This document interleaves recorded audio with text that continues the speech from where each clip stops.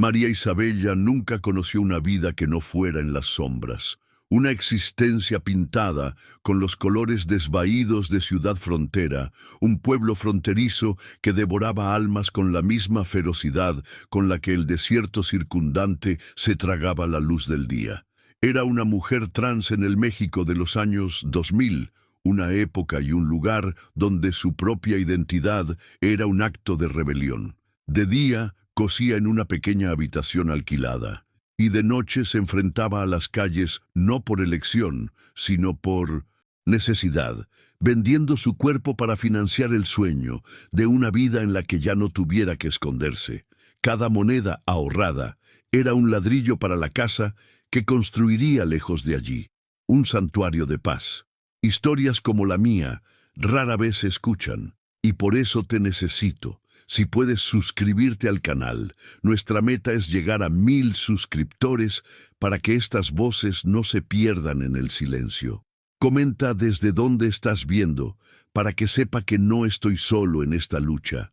Su fuerza no provenía de músculos o armas, sino de una resiliencia forjada en el fuego del desprecio diario. Esa fuerza la compartía con su familia elegida, un pequeño grupo de mujeres trans que se apoyaban mutuamente contra la marea de odio e indiferencia. Entre ellas, Luna brillaba con luz propia, una hermana de corazón, cuya risa era un bálsamo para las heridas de Isabela. No tenían mucho, solo se tenían la una a la otra, pero en ese pequeño apartamento, entre telas de colores y sueños compartidos, encontraron un refugio. Se prometieron la una a la otra que un día dejarían atrás las noches peligrosas y las miradas de asco, que tendrían un pequeño salón de belleza donde serían las dueñas de sus propios destinos, un lugar seguro donde otras como ellas podrían encontrar refugio y aceptación. Era un sueño simple, pero parecía tan lejano como las estrellas. Ciudad Frontera era un personaje en sí mismo, un monstruo de concreto y polvo. Sus callejones oscuros, iluminados por luces de neón que parpadeaban como corazones moribundos. Eran venas por las que fluían el crimen y la corrupción. El aire estaba cargado del olor a comida frita barata, a alcantarilla y del miedo palpable que se adhería a las paredes. Para Isabela y sus hermanas, la ciudad era un laberinto hostil. Cada esquina escondía un peligro potencial. Cada sirena lejana era un recordatorio de su vulnerabilidad. La policía, en lugar de protectores, era solo un engranaje más en la máquina de la opresión. Sus oficiales, a menudo, eran más peligrosos que los propios criminales. Navegar por este mundo requería un sexto sentido para el peligro, una habilidad para volverse invisible a voluntad, para leer las intenciones en los ojos de los extraños antes de que pudieran convertirse en violencia. Detrás de la fachada endurecida que presentaba al mundo, Isabela guardaba un corazón que todavía sangraba por amabilidad. Cuidaba de las más jóvenes, enseñándoles a protegerse, a remendar sus ropas y sus almas heridas.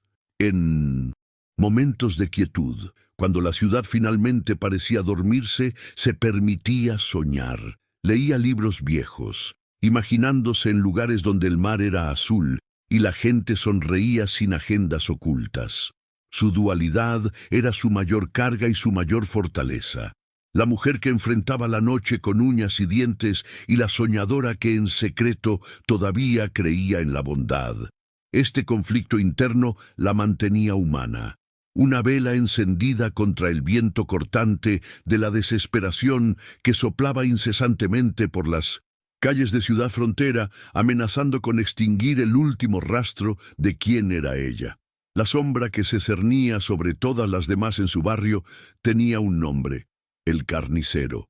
Era el sádico líder de una banda local, un hombre cuya crueldad era legendaria y cuya misoginia y transfobia eran la base de su poder. Él y sus hombres veían a mujeres como Isabela y su familia no como personas, sino como objetos desechables, blancos fáciles para su brutalidad. El miedo que inspiraba era una niebla tóxica que se filtraba en cada rincón, envenenando la poca seguridad que lograban construir. Isabela conocía bien el peligro que él representaba. Había visto los resultados de su violencia en los cuerpos y espíritus de otras mujeres. Evitarlo era una regla de supervivencia, un juego constante del escondite en un tablero donde las piezas eran sus propias vidas. En una noche particularmente fría, Isabela y Luna se sentaron en el techo de su edificio, compartiendo un cigarrillo y mirando el cielo, y contaminado que apenas dejaba ver las estrellas. Luna hablaba emocionada sobre el nombre que le darían a su futuro salón. Mariposas de acero, simbolizando su belleza y su fuerza. «Seremos como ellas, Isa», dijo Luna, sus ojos brillando más que cualquier luz de la ciudad, frágiles, pero capaces de volar contra cualquier viento. En ese momento, bajo el incierto brillo de la luna, la esperanza parecía tangible. Isabela sintió un calor en el pecho, una rara sensación de paz. Tomó la mano de Luna y prometió que lo lograrían, que saldrían juntas de ese infierno. Fue un momento de conexión pura, una instantánea de felicidad que quedaría grabada en su memoria como el más dulce y doloroso de los recuerdos. La fragilidad de esa paz quedó expuesta solo unos días después. Una de las chicas más jóvenes, nueva en la ciudad, fue brutalmente golpeada por clientes y, al intentar buscar ayuda en la comisaría, se encontró con risas y humillaciones. Los oficiales la acusaron de provocarlo, de buscarlo, por la forma en que se vestía y existía. Isabela pasó la noche curando sus heridas, limpiando la sangre y el maquillaje corrido mientras escuchaba sus sollozos de dolor e impotencia. La escena era un espejo cruel de su propia realidad, un recordatorio brutal de que para el sistema ellas no eran víctimas, ellas eran el crimen en sí. La ira que sintió en ese momento era fría y pesada, una piedra formándose en su estómago. Se dio cuenta, con una claridad aterradora, de que no había nadie para protegerlas. Estaban solas. Aún así, la esperanza es una criatura obstinada. La semana siguiente, Isabela consiguió un trabajo de costura para una fiesta de debutante, un trabajo grande que pagó más de lo que ganaba en un mes en las calles. Con el dinero en la mano, compró un pastel y corrió a casa, con el corazón ligero por primera vez en mucho tiempo. Era un paso, un pequeño pero real paso hacia el sueño. Al entrar al apartamento, llamó a Luna, imaginando la alegría en su rostro cuando viera el pastel y el dinero. La visión de un futuro mejor, alimentada por ese pequeño éxito, la hizo sonreír. Estaba lista para celebrar la vida, para aferrarse a esa chispa de posibilidad. Pero el silencio que la recibió fue el presagio de una oscuridad que estaba a punto de tragarse por completo su mundo. La alegría de Isabela se disolvió como el humo en el momento en que encontró el apartamento vacío. Luna nunca llegaba tarde, no sin avisar. Un escalofrío le recorrió la espalda, una premonición oscura que ignoraba la lógica y hablaba directamente al miedo. Dejó el pastel sin tocar sobre la mesa y salió a la noche devoradora con el corazón martilleando contra sus costillas. Su camino la llevó a través de bares decadentes y rincones poco iluminados, lugares donde el peligro era la moneda común. Cada rostro que negaba con la cabeza apretaba el nudo en su garganta. Mostraba una pequeña foto de Luna, su sonrisa radiante, un doloroso contraste con el sórdido entorno. La preocupación inicial se convirtió en un pánico helado que la invadió por completo. La ciudad entera parecía cómplice de un silencio aterrador sobre el paradero de su amiga, su hermana. La búsqueda desesperada la guió casi por instinto a un callejón sin salida en el borde del barrio, un lugar conocido por ser territorio del carnicero. El olor a basura y orina era sofocante, y la única luz provenía de una bombilla que parpadeaba erráticamente, proyectando sombras danzantes que parecían burlarse de su desesperación. Fue allí donde la encontró.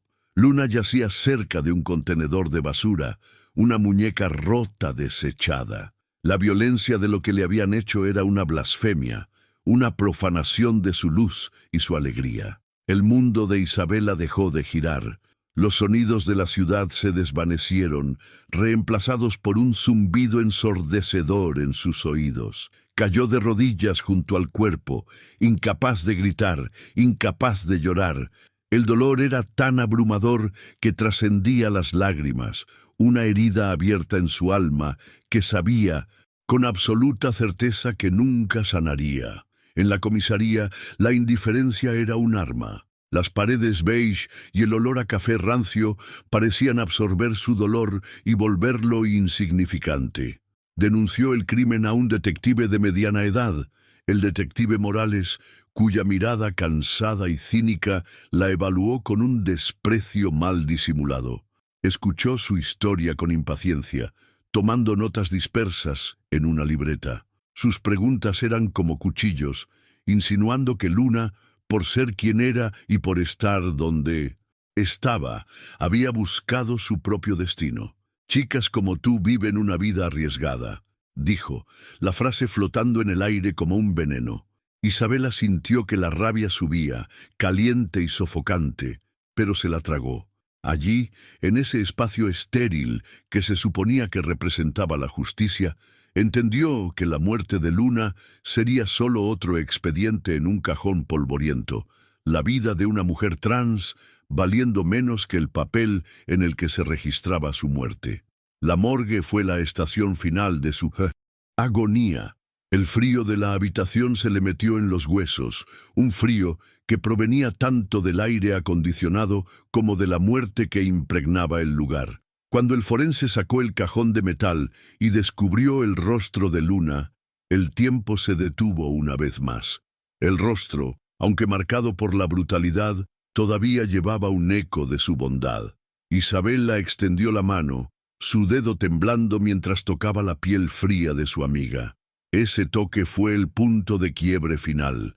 Todas sus esperanzas, todos sus sueños de un futuro mejor murieron allí mismo, en esa gélida habitación. El duelo que la consumía comenzó a transformarse. Las lágrimas se secaron y dieron paso a algo duro, afilado e increíblemente pesado en su pecho. La Isabela que soñaba con salones de belleza y mares azules fue enterrada junto con su amiga.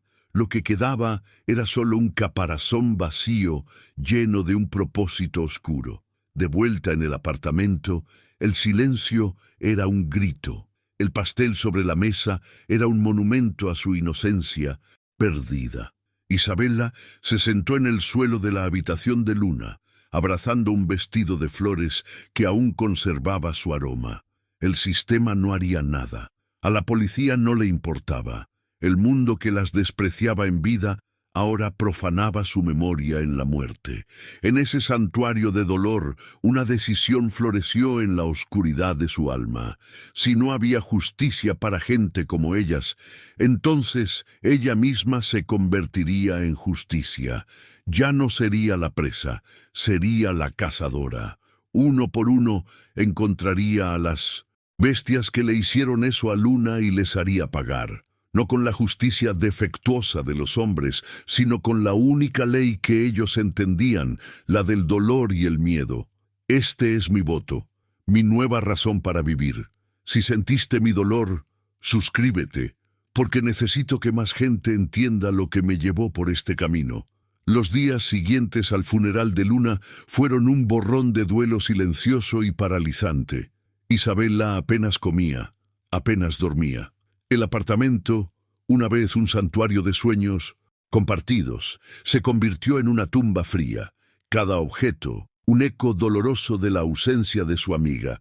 El dolor, sin embargo, comenzó a solidificarse, pasando de ser una niebla incapacitante a un núcleo de hielo en su pecho. La Isabela que lloraba dio paso a una nueva conciencia, una figura que observaba el mundo a través de una lente de claridad brutal. Vendió la máquina de coser, las telas de colores, los pocos objetos de valor que poseía. El dinero no era para una huida, como una vez había soñado, sino para una inversión. No estaba construyendo un futuro, Estaba fabricando las herramientas para desmantelar el presente y vengar el pasado que le fue robado. La metamorfosis fue deliberada y despiadada. Frente a un espejo roto, Isabella se cortó el pelo largo, los rizos cayendo al suelo como los últimos pétalos de su antigua identidad. La ropa vibrante fue cambiada por tonos de negro y gris, piezas prácticas que le permitían moverse sin ser notada, fusionarse con las sombras de la ciudad que ahora eran su dominio. Ya no se escondía de la ciudad, se estaba convirtiendo en parte de ella. María nació no como un disfraz, sino como la manifestación de su dolor y furia. María no soñaba, no esperaba. María observaba, planeaba y se preparaba.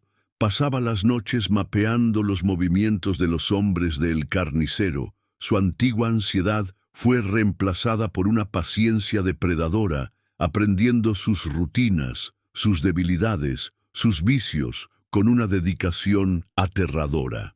Su primer objetivo fue un hombre llamado Rato, el más bajo en la jerarquía de la banda, pero conocido por su crueldad desproporcionada y por ser uno de los que atacaron a Luna. María lo observó durante una semana, aprendiendo el camino que tomaba a casa, borracho todas las noches, el bar donde se jactaba de sus hazañas violentas. Cada detalle era un clavo en el ataúd que le estaba construyendo. El miedo todavía estaba allí, un zumbido bajo la superficie de su rabia, pero era un miedo frío y controlable. No era el pánico de una víctima, sino la adrenalina de un cazador acercándose a su presa. Preparó el escenario, eligiendo un callejón estrecho y sin salida, un lugar muy parecido a donde encontró a Luna. La simetría fue intencional, poética en su brutalidad. El enfrentamiento fue crudo y caótico. No hubo frases ingeniosas ni coreografías elegantes. Fue una explosión de violencia desesperada. Cuando Rato entró en el callejón, María lo atacó por la espalda. Él se defendió, más fuerte y más pesado, pero ella estaba impulsada por una furia que él no podía comprender.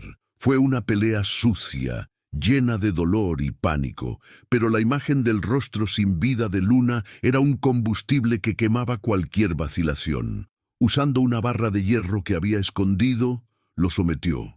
El acto de quitarle la vida fue feo, íntimo y nauseabundo. Después de que terminó, se acurrucó en la esquina opuesta del callejón, su cuerpo temblando incontrolablemente mientras vomitaba. El alivio que esperaba no llegó. Solo el sabor amargo de la violencia y la aterradora comprensión de en lo que se acababa de convertir. La dualidad la desgarraba por dentro. Mientras María se limpiaba la sangre de las manos, la voz de Isabella gritaba en su mente. Se miró en el espejo y vio los ojos de una asesina. Los recuerdos de Luna, que antes eran un consuelo, ahora la atormentaban con una pregunta tortuosa. ¿Es esto lo que su amiga hubiera querido? Esta carnicería, esta transformación en un monstruo que reflejaba a los que cazaba.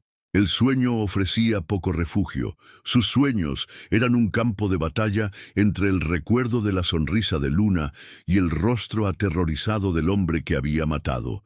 La venganza, se dio cuenta, no era una línea recta.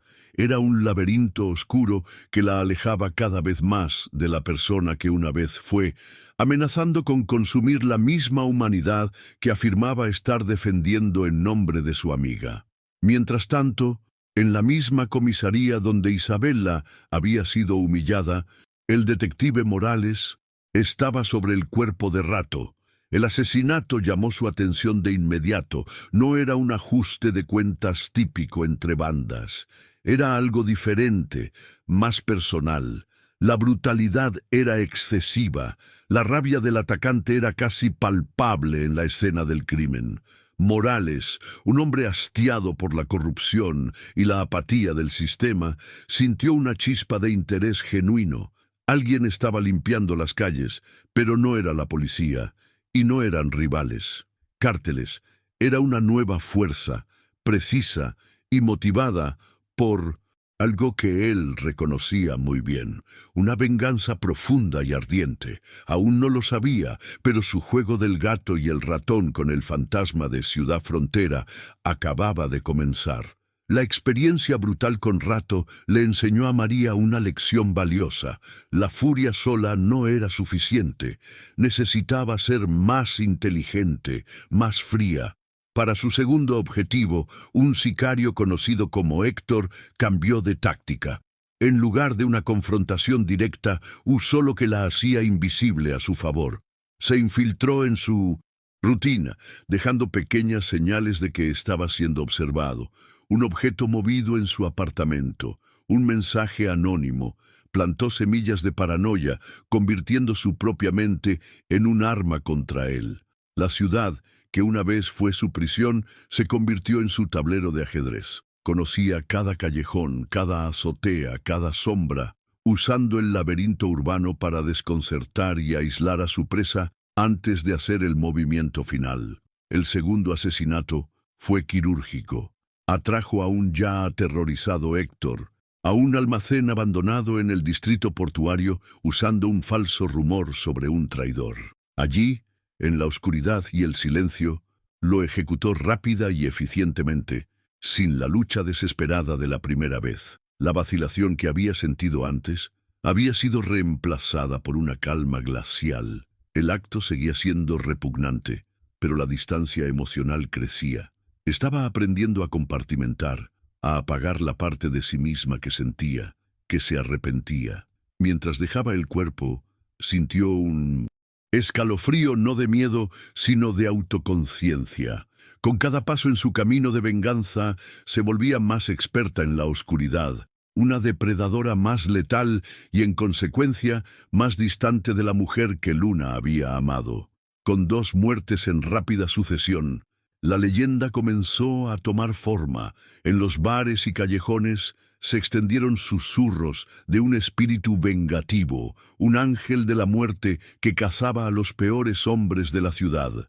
La llamaban María, un nombre común que se convirtió en un símbolo de terror para los criminales y una chispa de oscura esperanza para los oprimidos. La historia de un fantasma que castigaba a los intocables resonó profundamente en una comunidad hambrienta de cualquier forma de justicia. Para las mujeres trans de la ciudad, la leyenda era tanto un bálsamo como una advertencia. No sabían quién estaba detrás de los actos, pero sentían un cambio en el aire. Los depredadores ahora miraban por encima del hombro, temerosos de convertirse en presas en la oscuridad de Milnamesinto. La noche, en una noche de agotamiento emocional, sintiendo el peso de sus acciones aplastando su alma, María buscó refugio en el único lugar que prometía silencio, una vieja iglesia del barrio. No fue a rezar ni a confesarse, sino simplemente a sentarse en la penumbra y respirar. Fue allí donde conoció al padre Antonio, el sacerdote local. Era un hombre anciano con ojos que parecían haber visto todo el dolor del mundo sin perder la compasión. Se le acercó no con palabras de salvación, sino con un simple gesto de humanidad, ofreciéndole un vaso de agua. No le preguntó su nombre ni su historia, pero en su mirada María sintió algo que no había experimentado en mucho tiempo. Ser vista no como un monstruo o una víctima, sino simplemente como un alma en sufrimiento. El encuentro con el padre Antonio se convirtió en un ritual. Semanalmente regresaba a la iglesia, sentándose en el último banco, y él se sentaba a una distancia respetuosa. Nunca la presionó para que hablara, pero su presencia, silenciosa, era una invitación. Un día, las palabras llegaron. No confesó sus crímenes, pero habló de su dolor, su pérdida, la oscuridad que la estaba consumiendo. El sacerdote escuchó, su rostro una máscara de empatía. No ofreció ni absolución ni condenación. En cambio, habló de la naturaleza del alma humana, de cómo incluso en los actos más oscuros puede quedar una chispa de luz. Sus conversaciones se convirtieron en un ancla para Isabela, la parte de ella que todavía luchaba por no ahogarse en el océano de furia de María. Mientras tanto, la investigación del detective Morales avanzaba. Conectó las muertes de Rato y Héctor, confirmando que ambos eran hombres de confianza de El Carnicero. El patrón era claro.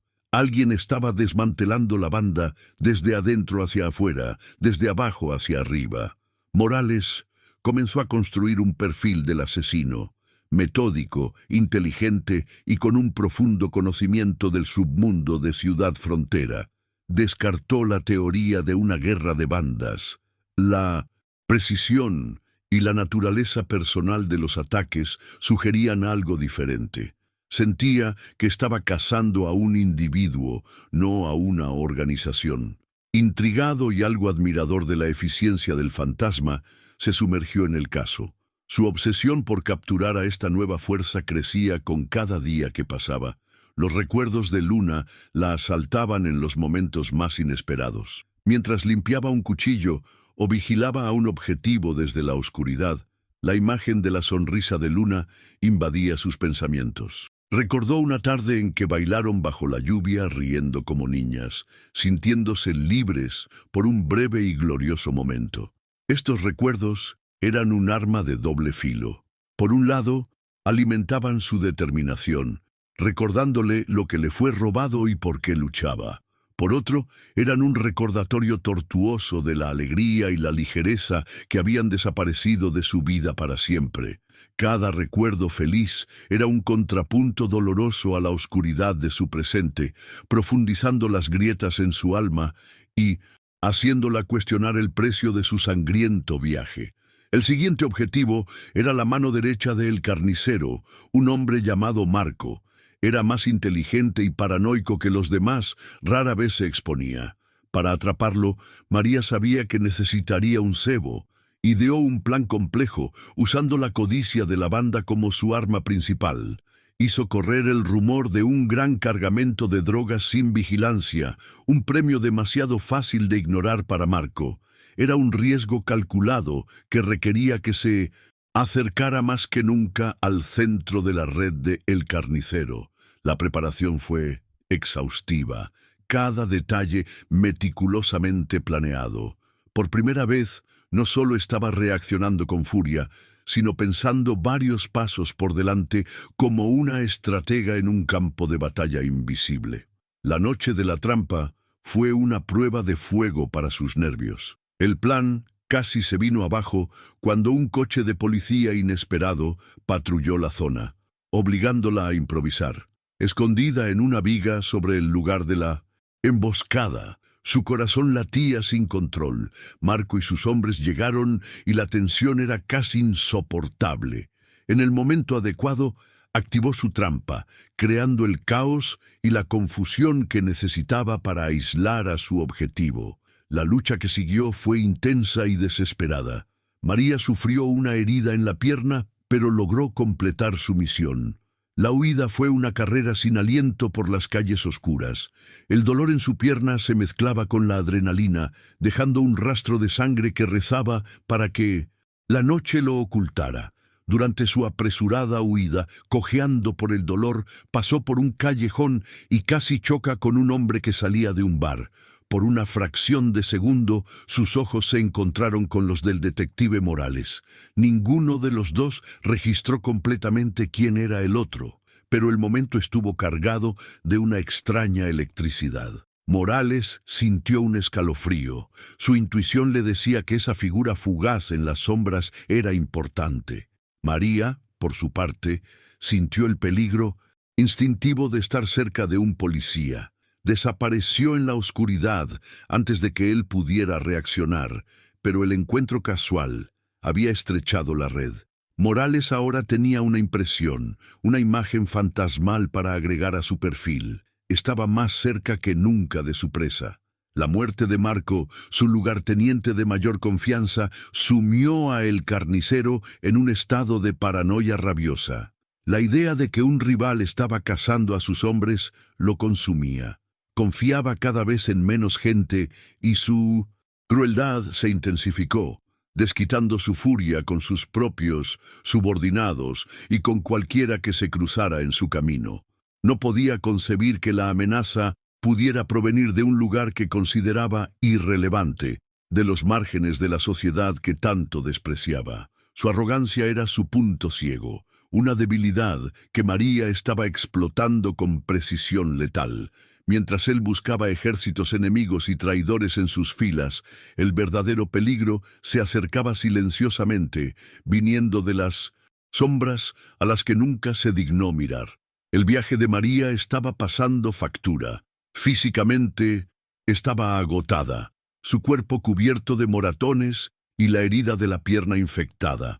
Emocionalmente era un páramo. La rabia que la había impulsado al principio se había convertido en un fuego bajo y constante, pero uno que consumía todo por dentro, dejando solo cenizas. El aislamiento era absoluto. No podía compartir su carga con nadie. Las noches eran las peores, cuando el silencio se llenaba con los rostros de sus víctimas y el recuerdo de Luna. Se miraba en el espejo y veía a una extraña, un caparazón endurecido, cuyos ojos llevaban el peso de pecados que nunca imaginó cometer. La fuerza que había ganado en las calles era proporcional a la humanidad que estaba perdiendo en su alma. Hubo un momento en que la oscuridad casi la derrotó por completo. Herida y febril, se arrastró hasta la iglesia del Padre Antonio, derrumbándose en un banco. No confesó sus crímenes, sino su cansancio, su deseo de abandonarlo todo. «Me estoy convirtiendo en la cosa que juré destruir», susurró con la voz ahogada. El sacerdote curó su herida, sus gestos amables un contraste impactante con la violencia de su vida. No la juzgó, solo dijo: «La batalla más dura no es contra los monstruos de ahí fuera, hija mía, sino contra los que alimentamos dentro. Isabela todavía está ahí. No dejes que muera». Sus palabras fueron un soplo de vida en su alma devastada. A veces, el simple hecho de que alguien crea que todavía hay algo que vale la pena salvar es lo único que nos impide rendirnos. Si alguna vez te has sentido así, al borde del abismo, sabe que no estás solo. Tu suscripción me da la fuerza para seguir contando estas historias. La conversación con el sacerdote reavivó una pequeña llama. Al día siguiente, fue al cementerio y se paró frente a la sencilla lápida de Luna. El nombre tallado en la piedra fría era un recordatorio de todo. Trazó las letras con sus dedos y los recuerdos llegaron no con el dolor agudo de antes, sino con la claridad de su propósito. No estaba haciendo esto por odio, sino por amor. Un amor retorcido por el dolor, transformado en violencia, pero amor al fin y al cabo. Recordó la promesa que hizo en el apartamento silencioso. El voto a Luna. No podía parar ahora.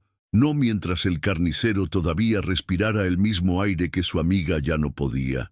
La misión era lo único que la mantenía en pie, el único legado que podía dejar para la memoria de Luna. El detective. Morales no se rendía. El encuentro fugaz en la noche de la muerte de Marco le había dejado una pista.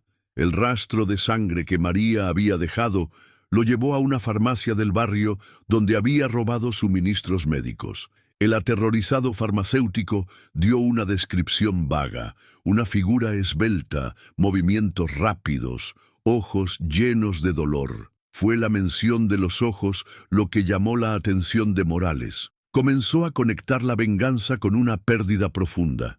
Su investigación cambió de enfoque, alejándose de los sospechosos habituales de los cárteles y dirigiéndose hacia las víctimas olvidadas de los crímenes de El Carnicero. Comenzó a revisar viejos archivos de casos sin resolver, buscando una víctima cuya pérdida pudiera alimentar una rabia tan grande.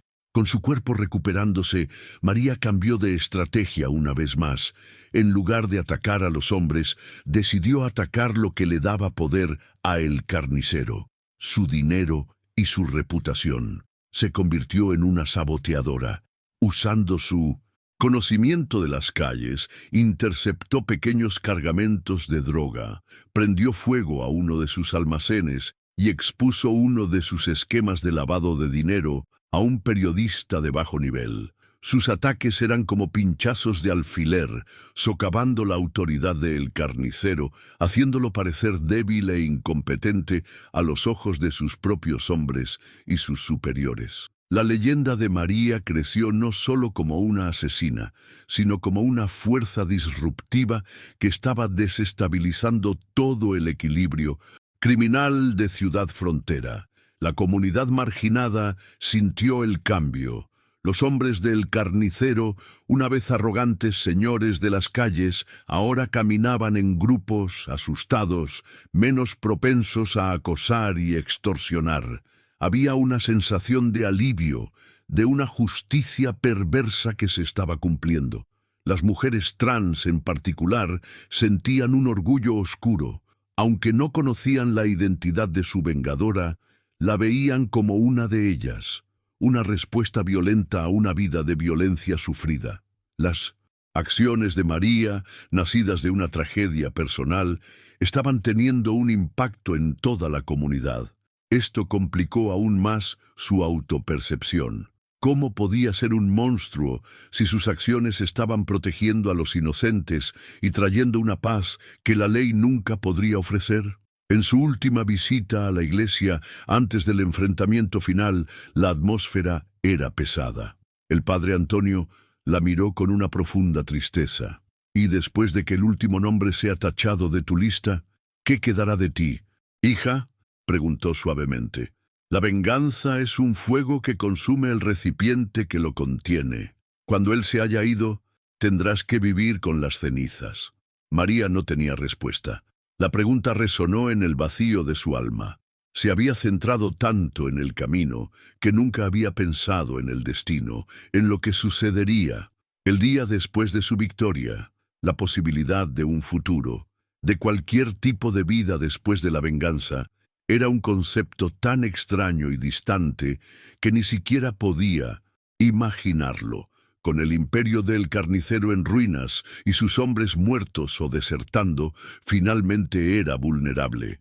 Aislado, furioso y humillado, era un animal enjaulado.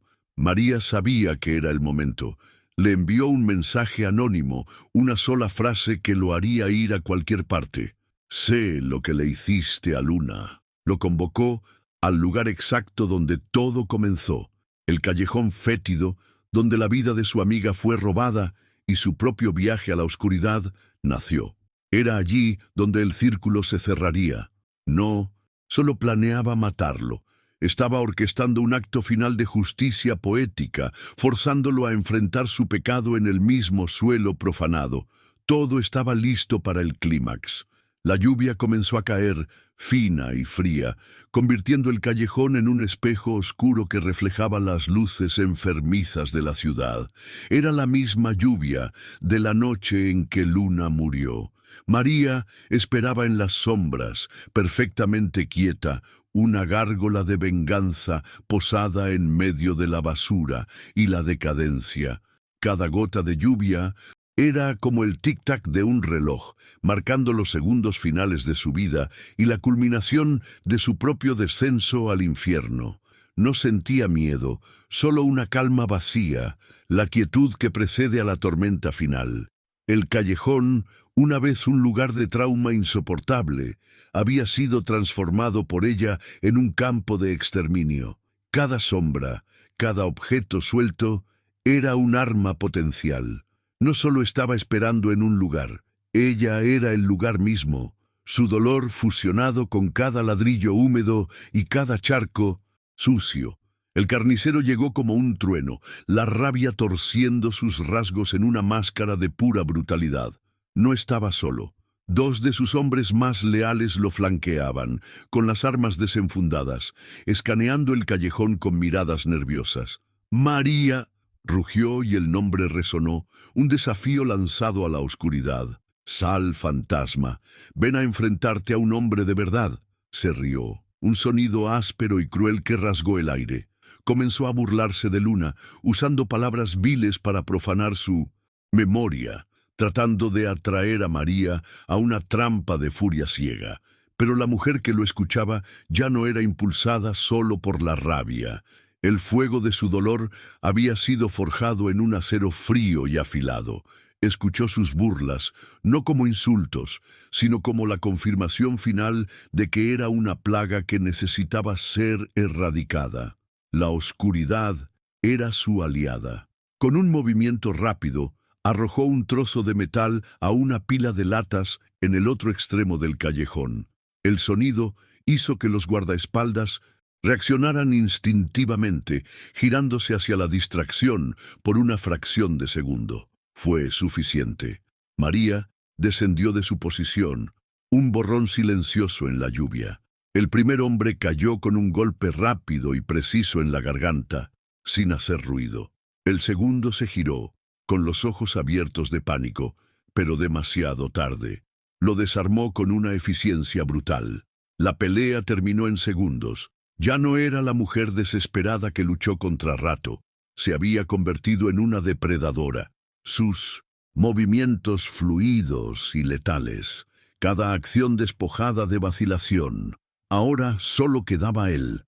El carnicero la observaba desde el otro extremo del callejón, la sonrisa burlona finalmente desapareciendo de su rostro. Fue en ese preciso momento que una tercera figura apareció en la entrada del callejón, recortada contra las luces de la calle: el detective Morales. Su arma estaba levantada, la lluvia corriendo por su rostro cansado. «¡Policía, suelte el arma!», gritó, su voz resonando con la autoridad que María había aprendido a despreciar. El enfrentamiento estaba planteado. La vengadora, el monstruo y la ley, atrapados en un triángulo mortal. El olor a pólvora y lluvia flotaba en el aire. El carnicero vio su oportunidad, levantando las manos en un gesto de falsa rendición. «Gracias a Dios, oficial. Esta loca intentó matarme», gritó, tratando de pintarse como la víctima. El sistema, la fuerza que siempre le había fallado, había llegado en el peor momento posible para intentar robarle su justicia. La verdadera confrontación ya no era de puños, sino de voluntades. Morales estaba dividido. Vio la verdad en los ojos de ambos, la pura maldad en el carnicero y el dolor roto en María. «Deja que la ley se encargue de esto», dijo Morales, sus palabras sonando huecas e hipócritas en el callejón donde la ley nunca había puesto un pie para proteger a nadie. Para María, la elección era absoluta. Dejar a el carnicero en manos del sistema corrupto de Morales significaría la negación de su promesa, la anulación de todo su viaje. Sería dejar que Luna muriera por segunda vez. En su mente, la voz de Isabela libró una última batalla desesperada con la voluntad de María. Pero al mirar el rostro burlón del hombre que destruyó su mundo, supo que no había vuelta atrás. «Isabela está muerta. Su nombre era Luna», dijo María, su voz baja y firme. No a Morales ni a el carnicero, sino al callejón mismo, al recuerdo que lo atormentaba. Y nos llamaba mariposas de acero. Con esa declaración final, se abalanzó hacia adelante, ignorando por completo al detective y su arma. Fue la acción decisiva, el cumplimiento de su voto, un acto de fe en su propia justicia. La pelea final contra el carnicero fue salvaje y visceral. No hubo técnica, solo la colisión de dos odios. Rodaron en el barro y el agua sucia, una danza macabra de violencia. María era más débil, pero su voluntad era inquebrantable.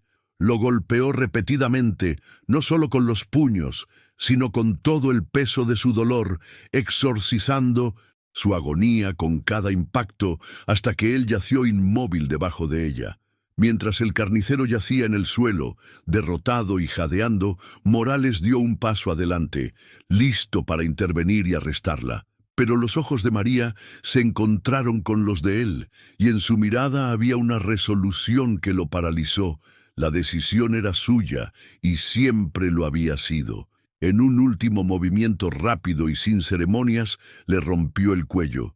El chasquido seco resonó en el callejón, un final brutal para su saga de venganza. El cuerpo quedó inerte.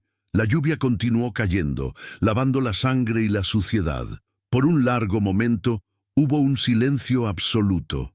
La furia que la impulsaba, la tormenta que había rugido dentro de ella, finalmente se disipó, dejando atrás un vacío vasto y desolado. Se levantó lentamente con el cuerpo dolorido, el alma en jirones, y se enfrentó al detective. La caza había terminado. En la quietud que siguió al acto final, María y el detective Morales se enfrentaron bajo la lluvia incesante. El abismo entre la ley y la justicia nunca había parecido tan ancho. Morales miró el cuerpo del carnicero, luego a la figura exhausta y rota frente a él. Vio el largo y sangriento rastro que la había llevado hasta aquí, un rastro pavimentado por la ineptitud y la corrupción de su propio sistema. En un gesto que los sorprendió a ambos, bajó lentamente su arma.